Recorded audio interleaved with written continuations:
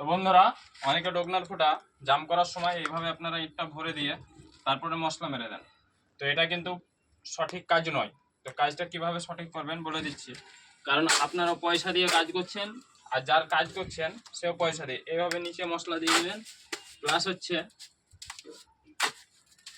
এভাবে লাগিয়ে দিতে হবে। দেখতে পাচ্ছেন উপর এবং দুই সাইডে দিয়ে দিয়েছি। এখন এটাকে প্যাক করে দেবো। এইভাবে দিলে পরে কাজটা ভালো হবে, ঠিক আছে? ওইভাবে আপনারা করেন অনেকেই, বেশিরভাগ প্রায় 100 খানায় ধরেন 90 খানা মিস্ত্রি ওইভাবে কাজ করে। তো যারা করেন খুব ভালো কথা, এইভাবে। যারা করেন না অবশ্যই এইভাবে করবেন, কারণ পার্টি আপনাদেরকে পয়সা দিয়ে কাজ করাচ্ছে, তাই কাজটা ভালো করার চেষ্টা করবেন। কারণ সেও চায় যে কাজটা ভালো হোক। তো হয়তো 2-1 মিনিট সময় লাগতে পারে এগুলো নিয়ে। তো কাজের আঁকাবাকির ক্ষেত্রে অনেকেই এইসব ইট ভরে শুধু, বা অনেকে মশলা দিয়ে জাম করে দেয়, এগুলো করবেন না। ইট ভরে প্রপার যেভাবে নিয়ম সেভাবে কাজগুলো করবেন, খুবই ভালো হবে।